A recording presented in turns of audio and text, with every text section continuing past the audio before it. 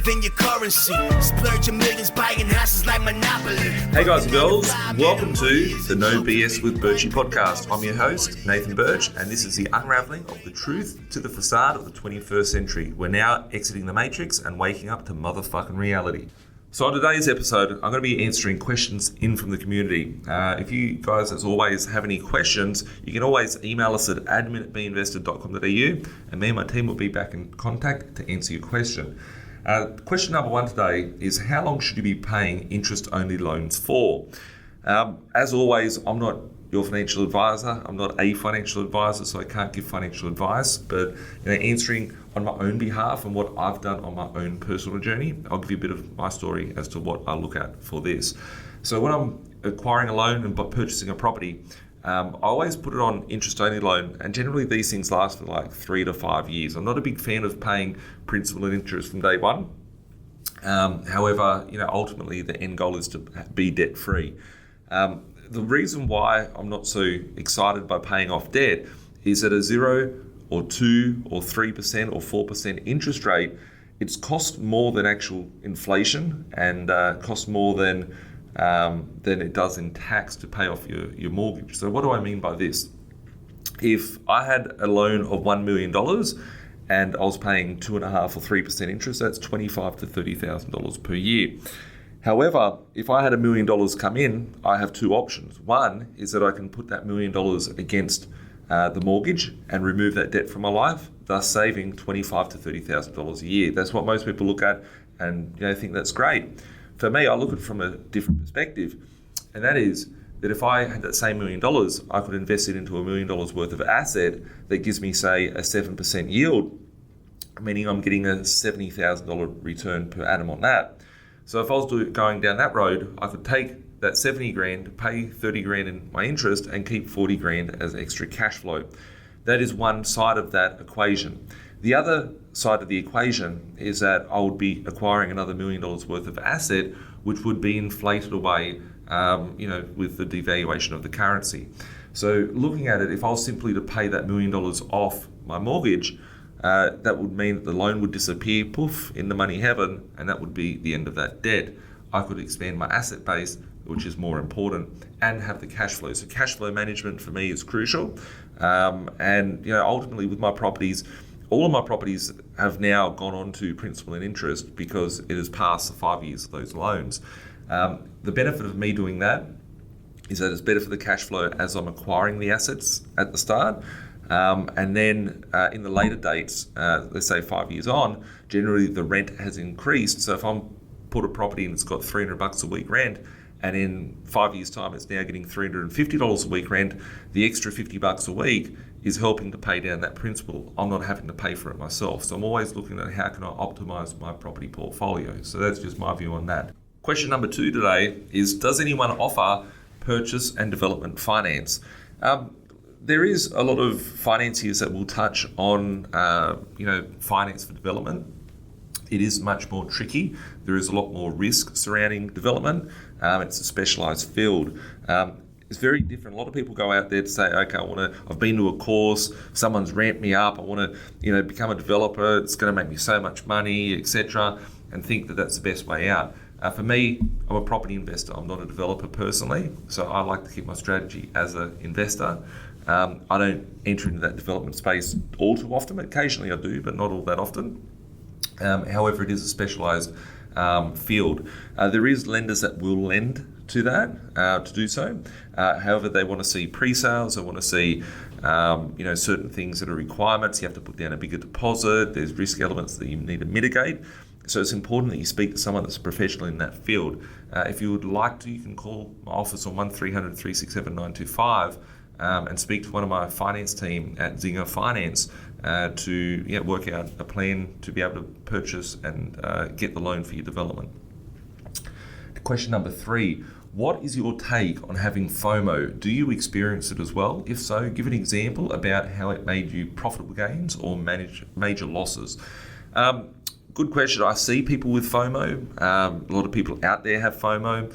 My FOMO is quite opposite because I'm a contrarian investor. So when I get FOMO, I'm looking at things from an alternate perspective.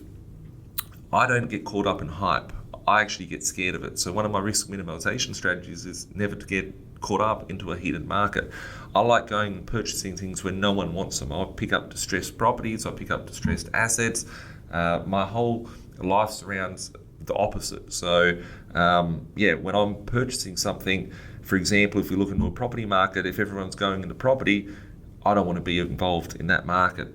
If everyone's hopping into Bitcoin and Bitcoin goes from $3,000 to $70,000 in 1 year, I don't want to get involved and buy Bitcoin at $70,000. However, I would see the opportunity when things were much cheaper to be able to go and pick up. So I'm always picking up things that are distressed, below market value, and having significant upside. So if I feel that there's too much risk and there's too much hype or scarcity in a market, I'll retract from that market and I'll move on to something else. So that's what I look at. I've never been caught up into FOMO.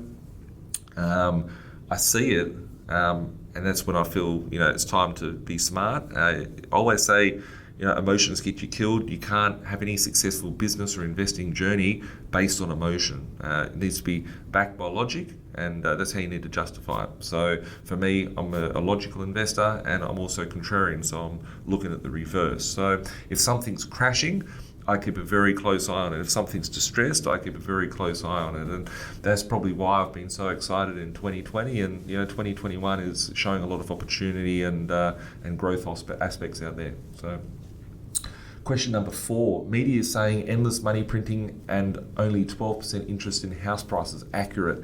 That's a good one. That's a good question, because there is endless amounts of money being printed, but where is it trickling down to, and who is it actually reaching and benefiting right at this point, and when will it actually reach out to the masses? So we've seen massive house price increases. Like the statistics out there show 10% here, 12% here, 6% there. There's some good house price growth there.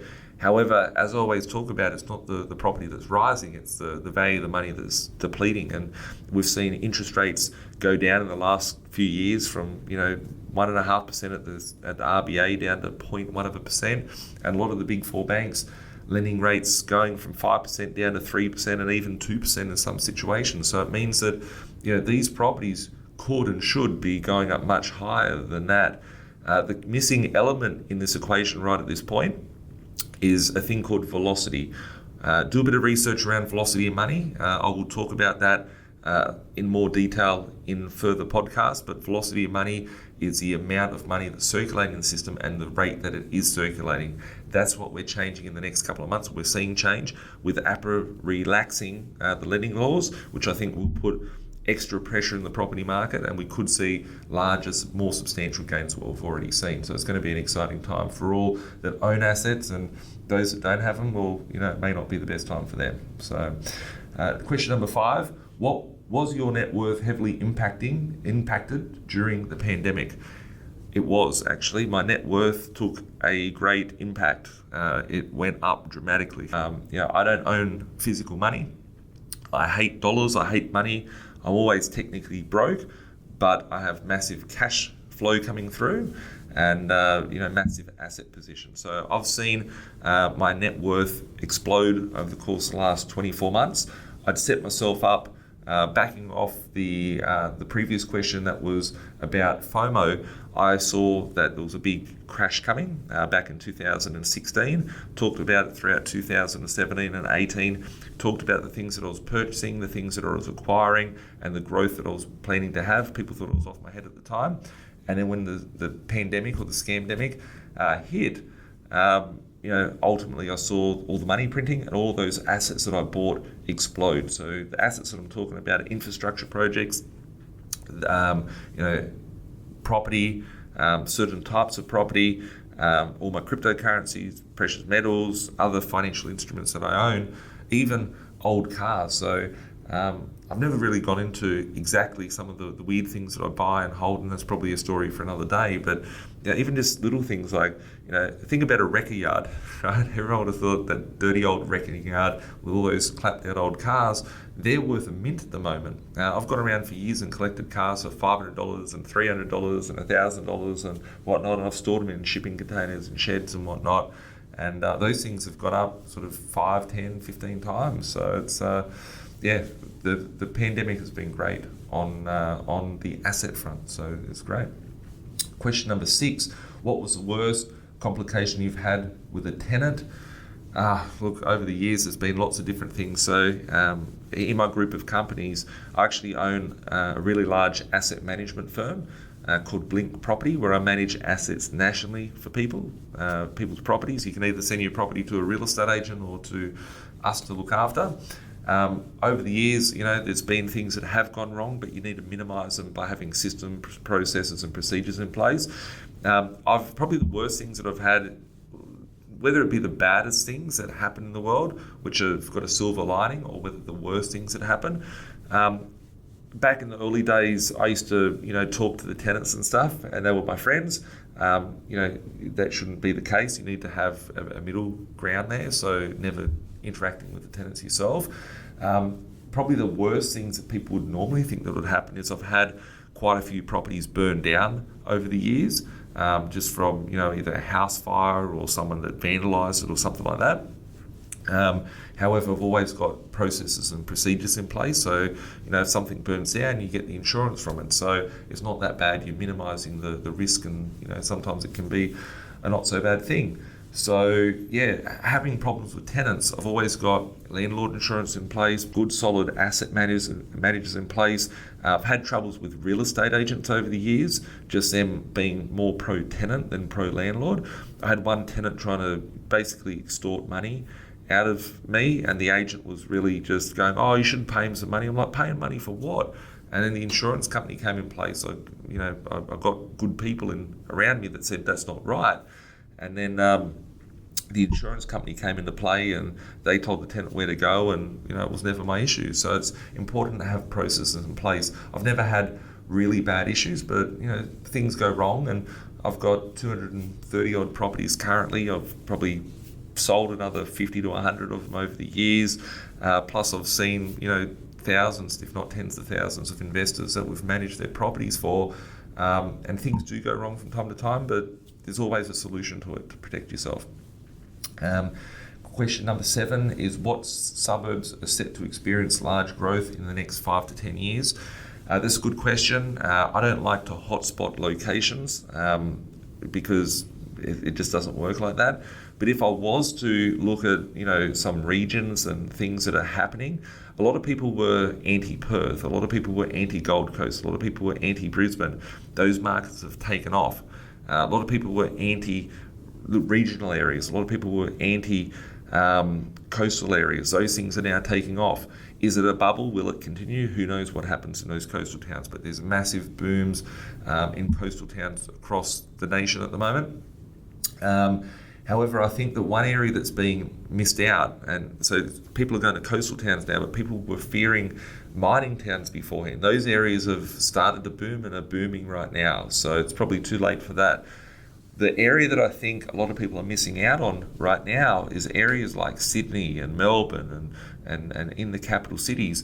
There is some pockets which are severely impacted and have had some price losses. I believe that when we see the borders open, we see immigration happening, we will see an influx of immigration, and we will see a lot of these cities have a masses of new people migrating to the country wanting to move into them. So I think areas like Sydney, I'm not a fan of Melbourne, but possibly even Melbourne. Brisbane, I think we've got a big potential, and even over in Perth. So the large capital cities, I think, will have good solid growth over the next 10 years naturally from that perspective. Question number 8, what do you predict will happen to stocks when hyperinflation occurs? Well, I believe that hyperinflation is occurring. We're just not calling it hyperinflation at the moment. We've seen Bitcoin go up to $75,000. We've seen shares hit all-time highs, even though those companies are insolvent, a lot of them. Everything is flying up in value. I think when we see a hyperinflation, the most best performing stock market, we've got to go back into the past, and the most highest performing stock market of all over the last few years has been the Venezuelan stock market, because those assets in the stock market have gone up millions of percent. However, that is just based in their own local currency. So it depends whether you are looking at your dollar that's crashing or an alternative dollar that's crashing that you are based off. So, for example, the US dollar crashing or the Aussie dollar crashing. I believe that when we see hyperinflation, we'll see everything rise in value, whether it be second-hand cars like we talked about just beforehand, whether it be old milk bottles, everything will rise in value quite considerably. It's not that they're rising in value, it's just that the dollar is losing its value. Number 10, what interest rate are you looking to fix your home loans? For me personally, I've been looking at fixing my home loan somewhere under 2%, closer to the zero bound rate of 1% or 1.5% or 0.5%. That's my personal view, and as always, like everyone needs to consider what their goals are and what they're trying to achieve and what their financial position looks like. Some people fix their loans and then they get stuck. They might want to sell the asset, but they have to pay large sort of break fees in order to do so. So you need to work out whether it is in the right thing for you to do, whether to fix your home loan at that point in time. Question number 11. How will the US dollar increase in value in respect to other currencies when the Fed prints $1 trillion? Well, that's the fun part about it. We don't know what they're going to do next. So is the Fed going to print $1 trillion and then Australia prints another $500 billion? We don't know. So when they start printing off that new money, their currency will fall. So if Australia prints off $1 trillion, its dollar will fall. If the US prints off $1 trillion, their currency will fall naturally. So it's an exciting time. Every country around the world is in a lockstep position, dropping the devaluing their currency at the same time, printing off more and more money. Question number 12.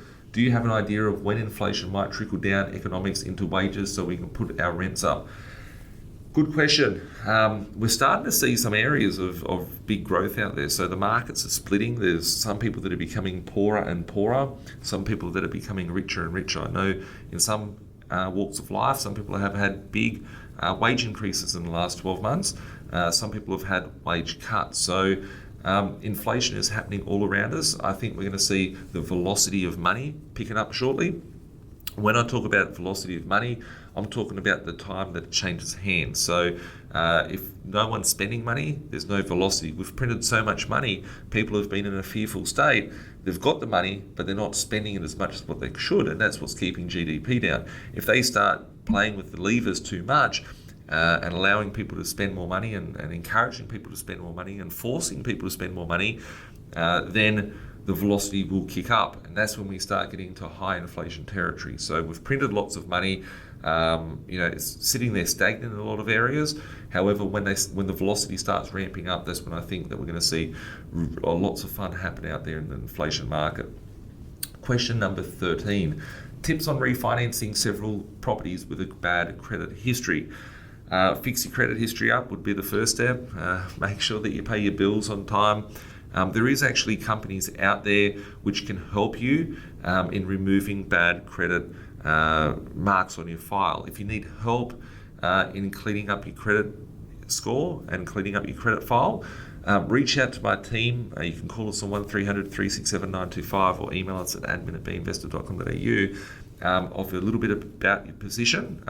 Sometimes you can remove the bad credit marks on your file if you pay the bills on time, and if you've got proof of that, you can actually force the company to remove the bad mark on your credit file. But there is lots of variables there, so don't take anything that I say too seriously, because we need to look at the ins and outs of your position, and you need to speak to someone that can help you on that front. So feel free to reach out to the team, can help you on that front. Question number 14, do you do much in Melbourne? I go down there and see some mates. I go down there and holiday a couple of times. I don't invest into property in Melbourne just because I see that there's better value out there in other states. That's not saying that I dislike Melbourne or anything about it. I just see that there's better value in areas like Sydney.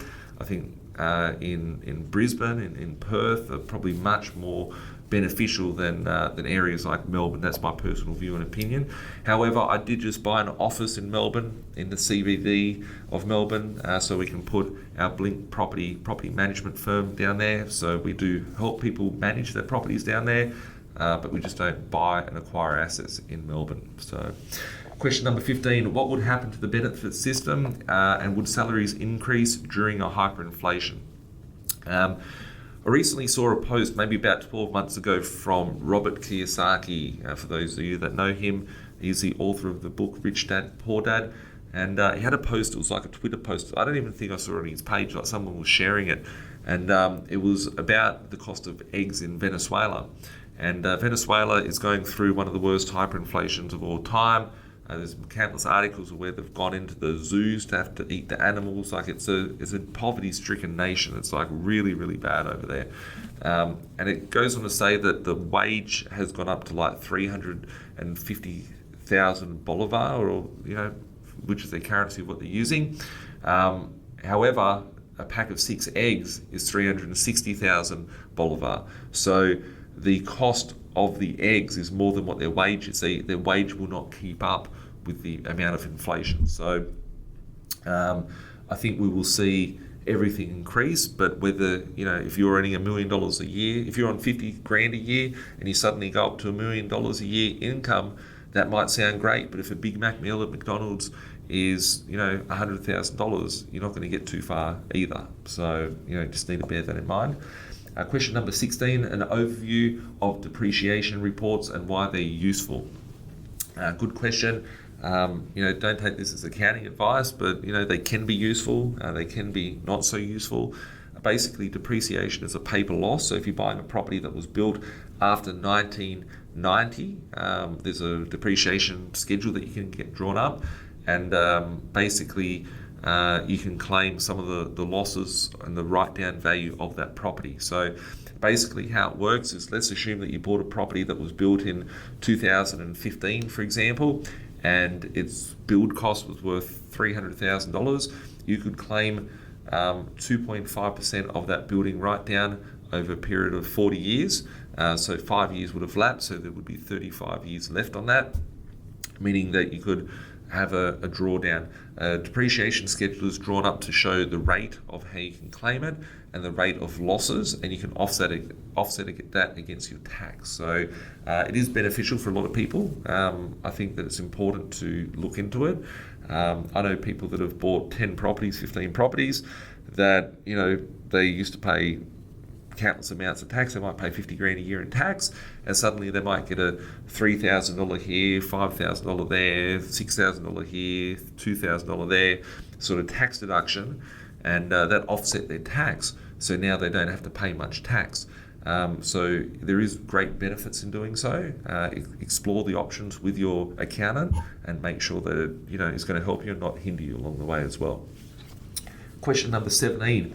Do you know the ratio of rental income to serviceability to keep moving forward on building your portfolio? That is a good question, and I wish I knew more about it because it constantly changes. So there is certain things that each bank has that limits the amount of borrowing that you can have with that institution. So, for example, and just bear in mind, I'm not a mortgage broker, so don't take me for gospel on this.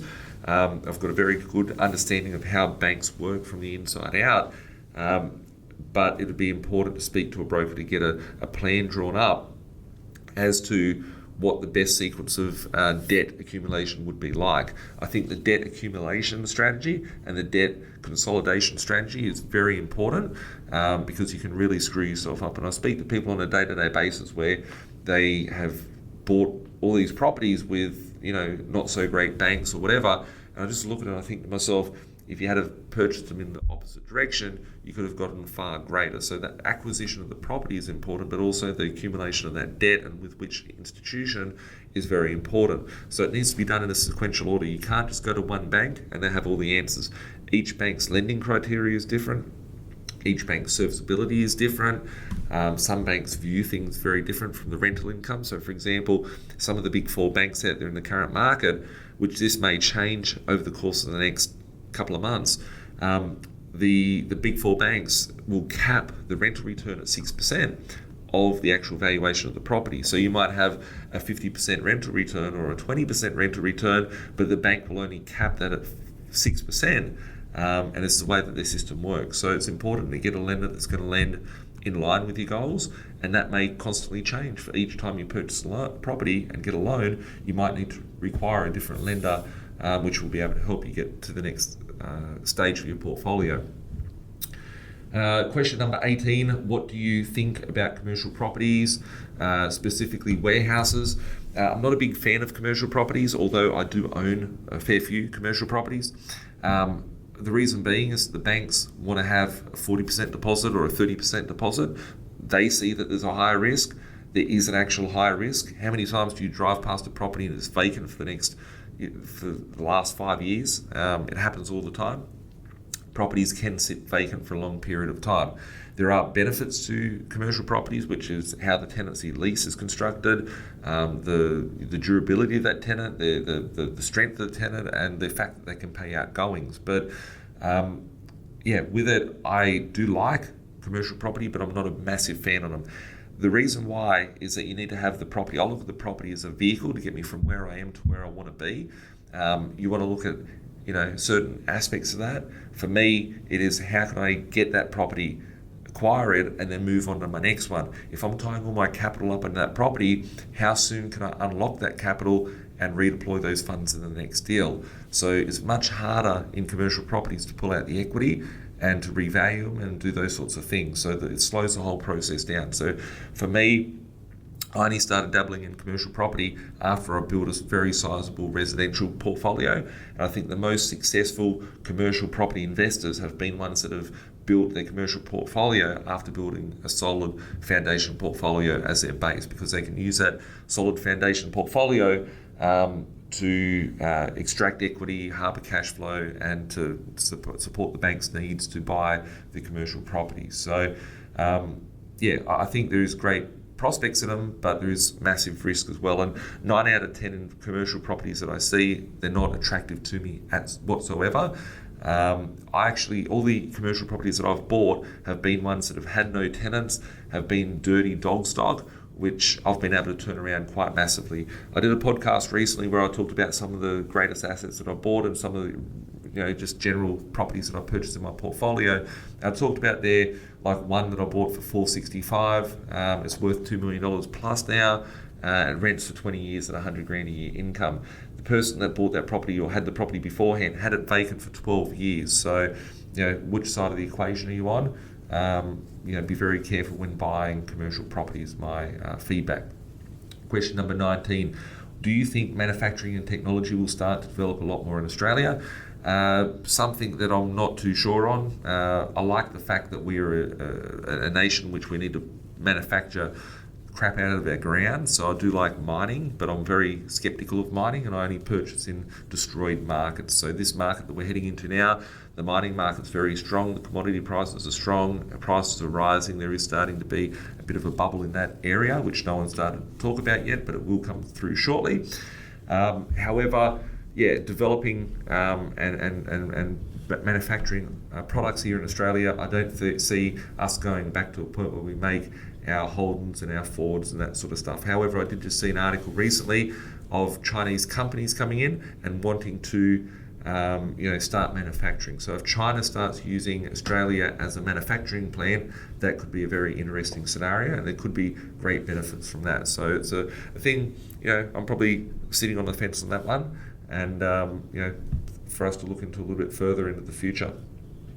Number 20, financing with black marks on the credit history, thoughts, question marks. I answered a question like that beforehand, so just refer back to that one. Question number 21, thoughts on ANZ introducing 40% for investors in New Zealand to tame runaway housing markets. Could they do this in Australia? Interesting. We actually had similar things happen here in Australia back in about 2016. So you've got in New Zealand at the moment where the central banks are trying to rein in inflation to property. We have had us go to a contraction probably 4 or 5 years ago with APRA putting all these restrictions into the property market. The Australian government has a bill that's getting passed shortly, or they're putting in for it to be passed, which they're actually going to remove a lot of these criterias in Australia to make it easier for people to buy. So we've probably got the opposite side of that thing happening at the moment. I saw recently an ad and don't quote me on this for investors, but the ad stated a 5% deposit with no mortgage insurance payable with NAB. So when I looked at that, I was like, that's interesting. They're putting out these offers that are, very contrarian to, what we're seeing in the past. So we've been seeing 20% deposits, 10% deposits, very stringent lending procedures. Now we're seeing 5% deposit. That's not something I've seen for about a decade here in Australia. So it's going to be exciting. I think we're going to be printing a lot more money and the velocity will kick up. Don't be, that's something that could happen here, but I don't think it will happen for a long time because we haven't seen them even wind back the policies yet. So it's going to be a fun time for all here. Question number 22, which I'm going to answer a couple more because I missed that last one. If you had to choose one piece of advice for your clients, what would it be? That's a good question. There's lots of things that advises to everybody. Probably the first one is don't add your emotions into the deal. Be very clear on what your goals are. Treat your property investing like a business. Have a business plan, i.e. a strategy for you to acquire the assets. Understand at what levels of growth, understand what strengths you have, understand what issues you're going to face in the future, and try and navigate through that. If you've got clarity on where you're going, you're not going to add your emotion into it because you know you need to make logical decisions and you can revert back to your strategy. And have a good team around you, whether it be your broker, whether it be your buyer's agent, whether it be your asset manager, whether it be your lawyer, whether it be your financial planner. Have the right team around you which are going to be able to help you get to where you want to be. That's what my advice would be. And one last question for everyone. I just see here, what is your predictions for Sydney property over the next 6 months? I don't like looking at things so short term. I'm not looking to see a property double in 6 months or go up. Sydney market in some areas has been very depressed, i.e. some of the unit markets. I've been picking up properties in Parramatta in Sydney for 290 to 350 grand. That's cheaper than buying a property in Mount Druitt in Western Sydney. So, some markets have been hit tremendously, and that has been more surrounding the inability to finance some of those properties because the banks have put pressures on. I think there's a great opportunity there. But I think that some areas of the market are very, very heated. We've seen 25 grand builders grants and 25 grand and stamp duty exemptions and stuff like that for first homeowners. I think that some of those markets are getting very, very inflated and could be at their top end. So there is sort of two markets in Sydney at this point in time. One market I think is a bit cooked and one market has a lot of endless opportunity. So on that note, I want to thank you guys for tuning in and listening to us again. And tomorrow night I actually have a webinar that's coming up and you can register for that below. I notice a lot of these questions around finance and getting finance and obtaining finance and structuring finance and interest rates, and a lot of people have got lots of questions when it comes to financing. So tomorrow I'll be holding a webinar with a good friend of mine, Rose Renouf, who has been also my personal broker and longtime friend for 15 years, done about 80% of my home loans to build my property portfolio. So a lot of knowledge there from Rose. Some of the topics we'll be discussing tomorrow, we'll be reviewing loan structures and the loan portfolios for investors, the importance of the loan being structured in the right manner and the benefits and the pros and cons of doing so.